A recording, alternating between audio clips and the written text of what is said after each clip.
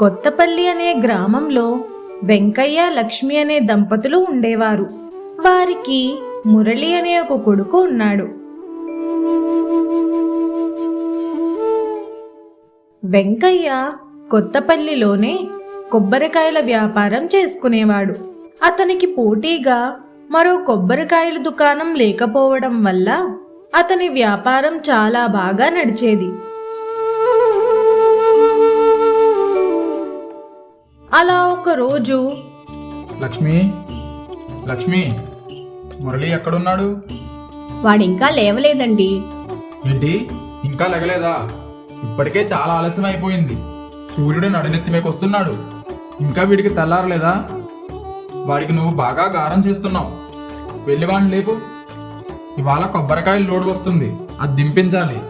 అలాగే కొబ్బరికాయలు దొడ్డంతా శుభ్రం చేయించాలి. వెళ్ళి లేపు వాడిని త్వరగా. బానే ఉంది మీ వరస. నా మీద కేకలు వేస్తున్నారేమిటి? వెళ్ళి లేపుతాను, మీరే చెప్పండి వాడికి. లక్ష్మి మురళిని లేపడానికి వెళ్తుంది. ఒరే మురళి, ఒరేయ్ లేవరా. మీ నాన్నగారు ఇప్పటిదాకా నా మీద కేకలు వేశారు నిన్ను లేపలేదని. నువ్వేమో లెగవు. పొద్దుటే మీ నాన్నగారు సుప్రభాతం వెళ్ళలేకపోతున్నాను. నువ్వు బాగానే పడుకుంటున్నావు. లెగిసి వెళ్ళు. మీ నాన్నగారు ఏదో చెప్తున్నారు, ఆ పనేమిటో చూడు. సరే అమ్మా, లెగుస్తున్నాను. పొద్దుటే మొదలు పెడతారు ఇద్దరు. మనశ్శాంతిగా పడుకోనివ్వరు. మురళి వాళ్ళ నాన్న వెంకయ్య దగ్గరకు వెళ్తాడు. నాన్న, పిలిచారంటే ఏంటి? ఇంత పొద్దుపోయింది, ఇంకా దుకాణం తెరవలేదు. త్వరగా వెళ్ళి దుకాణం తెరిచి దొడ్డంతా శుభ్రం చేయి. సరే నాన్న, ఇప్పుడే వెళ్తాను. మురళి దుకాణం దగ్గరకు వెళ్ళి దుకాణమంతా శుభ్రం చేస్తాడు. ఇంతలో వెంకయ్య కూడా దుకాణం దగ్గరకు వస్తాడు. ఒరే మురళి, దొడ్డంతా శుభ్రం చేసావు కదా? చేశాను నాన్న. మన దగ్గర కొబ్బరికాయలు చాలా తక్కువ ఉన్నాయి, ఇవి సరిపోవు. అసలే పండగ సమయం. నువ్వు పని చెయ్యి, పక్క ఊరిలో గోవిందరావు గారి దగ్గరికి వెళ్ళి ఇంకో 1000 కొబ్బరికాయలు ఇమ్మన్నానని చెప్పు. అన్ని కొబ్బరికాయలు ఎందుకు నాన్న? మన దగ్గర ఉన్నాయి కదా ఇంకా. నేను చెప్పింది చెయ్యరా, ఇవున్నా సరిపోవు. ఎందుకంటే ఇప్పుడు పండగ సమయం, అందరూ ఎక్కువగానే కొనుక్కొని పట్టుకెళ్తారు. మనకే మంచి లాభం వస్తుంది. నేను చెప్పినట్లు చేయి వెళ్ళి. సరే నాన్న.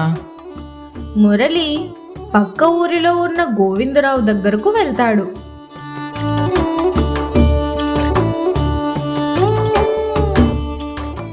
గోవిందరావు గారు. వస్తున్నాను బాబు, వస్తున్నాను. నేను వెంకయ్య గారి వాళ్ళ అబ్బాయినండి. చెప్పు బాబు, ఏమిటి ఎలా వచ్చావు? మా నాన్నగారు 1000 కొబ్బరికాయలు పంపించమని చెప్పారు. నిన్నే కదా పట్టుకెళ్ళారు, అప్పుడే అయిపోయాయా? పండగ సమయం కదండి, అందరూ ఎక్కువగానే పట్టుకెళ్తున్నారు.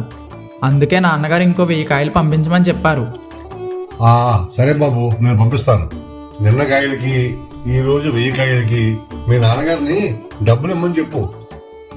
సరే అండి. మొత్తం కాయలకి ఎంత అయిందో ఒక రసీదు రాసి ఇవ్వండి. సరే బాబు, నేను ఇచ్చి పంపిస్తాను. సరే అండి, నేను ఇంక వెళ్ళొస్తాను అని చెప్పి మురళి అక్కడి నుంచి తన ఊరు బయలుదేరతాడు.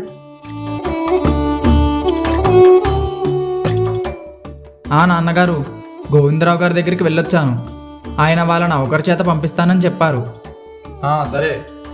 అలా వాళ్ళ వ్యాపారం మంచిగానే సాగుతూ ఉండేది. ఇలా ఉండగా ఒకసారి వెంకయ్య మురళిని పిలిచి ఇలా అంటాడు. ఒరే మురళి, నువ్వు గోవిందరావు గారి దగ్గరికి వెళ్ళి ఒక 3000 కొబ్బరికాయలు పంపించమన్నానని చెప్పు. 3000 కొబ్బరికాయలు ఎందుకు నాన్న? ఇప్పుడు పండగ సమయం కూడా కాదు కదా. ఎందుకని ఇప్పుడు అన్ని కొబ్బరికాయలు? వెళ్ళరా, పట్టుకొనిరా. నా చిట్కాలతో నేను వాటిని అమ్మేస్తానులే. అలా కాదు నాన్న, ఇప్పుడు ఏం పండగలు లేవు. ఎవరు కొంటారు కొబ్బరికాయలు ఇప్పుడు? అబ్బా, కొంటారులేరా. నువ్వు ముందు గోవిందరావు గారి దగ్గరికి వెళ్ళి ఒక 3000 కొబ్బరికాయలు పంపించమన్నానని చెప్పు. సరే నాన్న, అయితే నేను వెళ్ళొస్తాను. వచ్చేటప్పుడు మొత్తం ఎంతైందో ఒక రసీదు పట్టుకొనిరా. సరే నాన్న, పట్టుకొస్తాను అని చెప్పి మురళి గోవిందరావు దగ్గరకు వెళ్తాడు.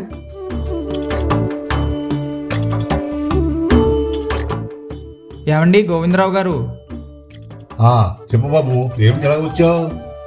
మా నాన్నగారు ఒక 3000 కొబ్బరికాయలు పంపించమన్నారండి. ఏంటి 3000 కొబ్బరికాయలా? అవునండి. మీ నాన్నకే పిచ్చి ఎవరో పట్టిందేంటి? ఇప్పుడు పండగలు కూడా ఏమి లేవు కదా, ఎవరు కొంటారని కొబ్బరికాయలు? 3000 కొబ్బరికాయలు పంపమని చెప్పారు మీ నాన్న? ఏమోనండి, నేను అడిగాను. మా నాన్నగారి దగ్గర ఏవో చిట్కాలు ఉన్నాయంట, వాటిని అమలు చేసి అమ్మేస్తానన్నారు. ముందైతే 3000 కొబ్బరికాయలు పంపించమన్నానని చెప్పమన్నారు. సరే, ఎలాగ అమ్మితే నాకేంటి కానీ నా డబ్బులకు వస్తాయి కదా. ఆ మొత్తం కొబ్బరికాయలకి ఎంత అయిందో ఒక రసీదు మీద రాసిమ్మన్నారండి.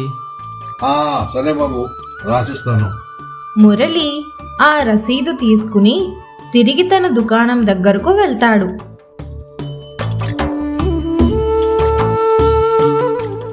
నాన్నగారు, గోవిందరావు గారు రసీదు రాసి ఇచ్చారు, ఇదిగోండి. కొబ్బరికాయలు సాయంత్రం లోపు పంపిస్తారంట.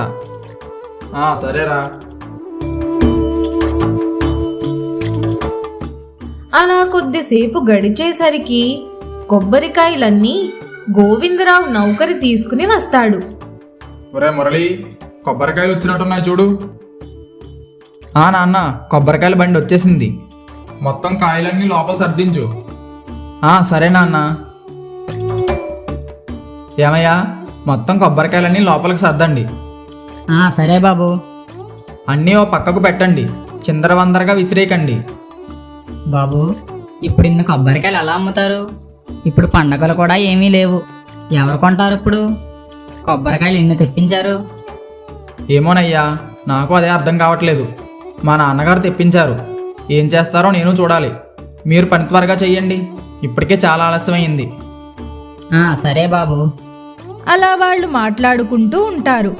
కొద్దిసేపటికి ఆ వ్యక్తి మురళితో ఇలా అంటాడు. మొత్తం కొబ్బరికాయలన్నీ సర్దేశాం, ఒకసారి చూసుకోండి. సరే, మీరు ఇక్కడే ఉండండి, నేను వెళ్ళి మీకు డబ్బులు అవి తీసుకొస్తాను. సరే బాబు.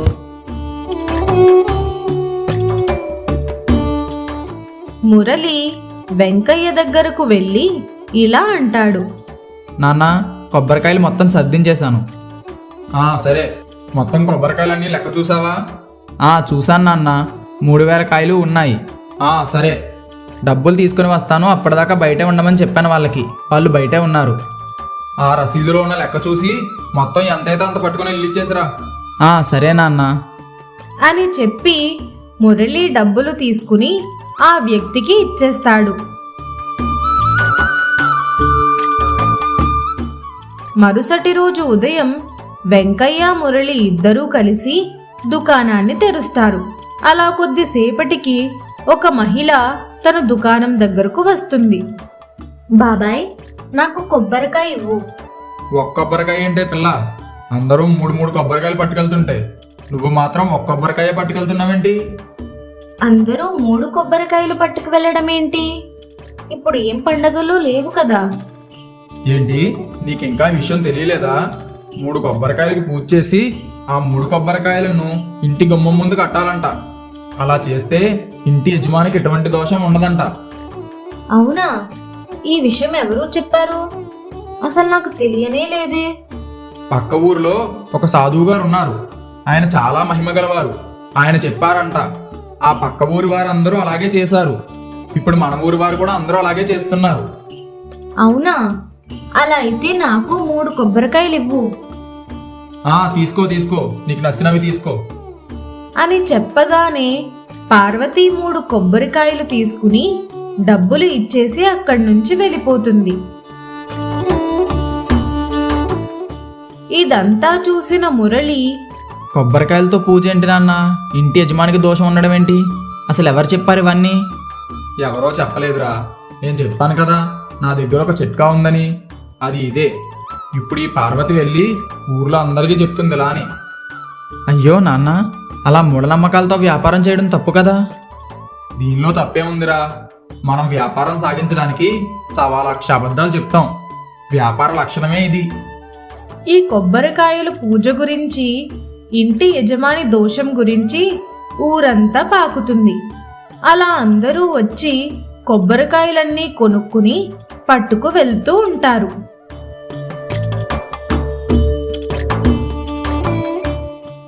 3000 కొబ్బరికాయలు సాయంత్రానికి అమ్ముడైపోతాయి. చూసావా, నా తెలివితేటలతో పండగ కాని సమయంలో కూడా 3000 కొబ్బరికాయలను ఎలా అమ్మేశానో. దీంతో మనకి 10,000 రూపాయల లాభం వచ్చింది. అవును నాన్న. సరే, ఇంకా నువ్వు దుకాణం మూసేయ్, ఇంటికి వెళ్దాం. వెంకయ్య మురళి ఇద్దరూ ఇంటికి బయలుదేరి వెళ్తారు. వెంకయ్య చాలా సంతోషంగా ఉంటాడు. ఇంట్లోకి వెళ్ళగానే లక్ష్మి వెంకయ్యను చూసి, అమ్మయ్య వచ్చారా? మీరు 3 కొబ్బరికాయలు తెచ్చారా ఇంటికి? 3 కొబ్బరికాయలు తేలేదు గాని మొత్తం కొబ్బరికాయలన్నీ అమ్మగా వచ్చిన 10,000 రూపాయల లాభం మాత్రం తెచ్చాను. అదేమిటి, కొబ్బరికాయలు తేలేదా?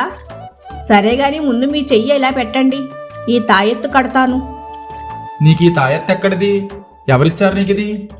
మీకు ఈ విషయం తెలీదా? 3 కొబ్బరికాయలకు పూజ చేసి దాన్ని గుమ్మానికి కడితే ఇంటి యజమానికి ఎటువంటి దోషం ఉండదట. ఇందాకే ఒక స్వామీజీ వచ్చి చెప్పారు. ఆయన దగ్గరే ఈ తాయెత్తును కొన్నాను 20,000 రూపాయలు ఇచ్చి. ఇది చాలా మహిమగల తాయెత్తట. ఆ గురువుగారు చెప్పారు మీకంతా మంచే జరుగుతుందని ఈ తాయెత్తును కొన్నాను. అయ్యో, ఎంత పనిచేసావు నువ్వు. అసలు 20,000 రూపాయలు పెట్టి తాయెత్తు కొనవేంటి? అసలు ఆ కొబ్బరికాయల పూజ నేనే చెప్పాను అందరికీ. ఈ మూఢనమ్మకం వల్లనే మన కొబ్బరికాయలన్నీ కొన్నారు అందరూ. నువ్వెంత పనిచేసావు అసలు. అవునా, ఇదంతా మీరు చేసిన నిర్వాహకమేనా? నాకేం తెలుసు? మీ గురించి నేను ఈ తాయెత్తును కొన్నాను. ఇందులో అమ్మ తప్పేమీ లేదు నాన్న. మీరు ఎలాగైతే మీ వ్యాపారాన్ని అభివృద్ధి చేయాలని వారందరికీ ఒక మూఢనమ్మకాన్ని ఇచ్చారో, అలాగే ఆ సాధువు కూడా అమ్మ మూఢనమ్మకంతో ఆడుకొని 20,000 రూపాయలు తీసుకుని వెళ్ళిపోయాడు. దీనిలో ఎవరి తప్పు లేదు. మీరే కనుక అలా మూఢనమ్మకం పుట్టించకుండా ఉండుంటే అంతా బాగానే ఉండేది. ఇప్పుడు బాధపడి ఏం లాభం లేదు. మనం చేసిందే మనకి తిరిగి వస్తుంది అని మురళి చెప్పగానే వెంకయ్య తన తప్పును తెలుసుకుని బాధపడుతూ ఉంటాడు. లాభం కోసం మనం చెప్పే చిన్న అబద్ధం ఇతరుల మనసుల్లో పెద్ద మూఢనమ్మకంగా మారుతుంది. ఆ మూఢనమ్మకం వల్ల మన వ్యాపారం నడిచినా అది మన ఇంటి గడప దాటినప్పుడు మనకే గాయంగా మారుతుంది. ఇతరుల అమాయకత్వాన్ని ఆసరాగా చేసుకుని సంపాదించిన డబ్బు చేతిలో ఉన్నా మనకు ప్రశాంతత ఇవ్వదు. ఎందుకంటే అబద్ధంపై నిలబడ్డ లాభం నిజాన్ని తట్టుకోలేదు. మనము విత్తిన విత్తనాలే ఒకరోజు ఫలాలుగా తిరిగి వస్తాయి.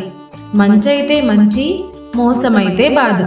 కాబట్టి వ్యాపారమైన జీవితమైన నిజాయితీ, నైతికతతో నడిచినప్పుడే లాభం కంటే గొప్పదైన మనశ్శాంతి, గౌరవం మనకి దక్కుతాయి.